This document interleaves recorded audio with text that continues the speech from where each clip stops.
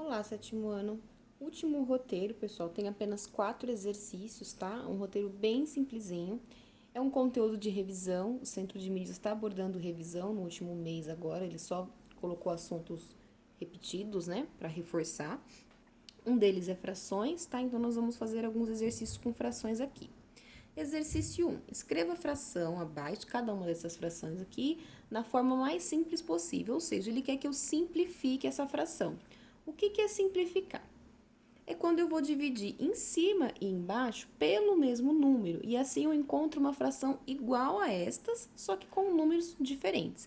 Tá? Quando no caso aqui eu estou simplificando, eu vou diminuir a fração. Uma dica: se ambos os números são pares, vocês podem fazer a fatoração pelo número 2. Tá? Uma dica. Então, vamos lá. 6 dividido por 2 dá 3. Vou fazer a mesma coisa com o 12. Ó. 12 dividido por 2 dá 6.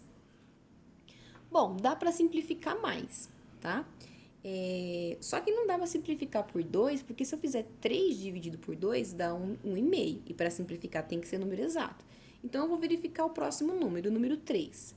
Ó, 3 e 6 são números que dá para eu dividir por 3. Então, vamos simplificar pelo número 3. Vamos lá. 3 dividido por 3 vai dar 1. E 6 dividido por 3 vai dar 2, tá?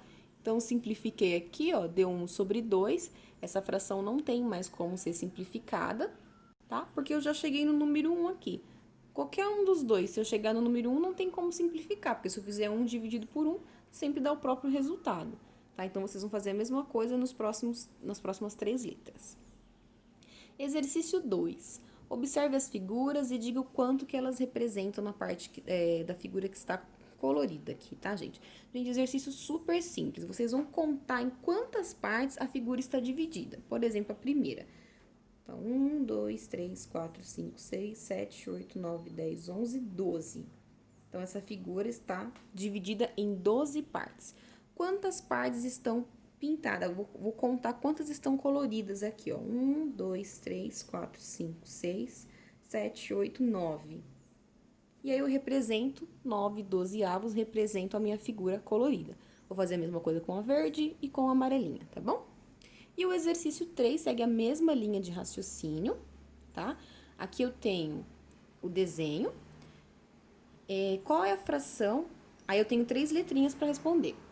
Na letra A, qual é a fração que representa a parte colorida da figura? Gente, ó, mesma coisa, eu conto quantas partes minha figura está dividida em 3 partes, e conto quantas estão coloridas, tem 2 coloridas, e aí eu represento na fração. Aí a pergunta, qual é o numerador da fração? Qual que é o denominador da fração? Gente, vamos lá. Quando nós temos uma fração, ela recebe os nomezinhos aqui, tá? O número que está em cima, eu vou chamar de numerador. E o número que está embaixo, de denominador. Então, para responder esse exercício aqui, ó, o numerador vai ser o número que vai ficar na parte de cima e o denominador na parte de baixo da fração. O exercício 4 tem 3 iguais, eu vou fazer o primeiro, tá? Descubra o número que deve ser colocado no lugar da letra X, tá? Isso aqui eu resolvo em cruz, como assim? Eu vou pegar aqui, ó, 7 sobre 9, 14 sobre X. Eu tenho que saber que número vai no lugar da letra X, ou seja, eu tenho que descobrir quem é a letra X. Vou multiplicar em cruz, utilizando assim uma regrinha de 3. Gente, vocês vão multiplicar sempre começando por onde está a letra, tá?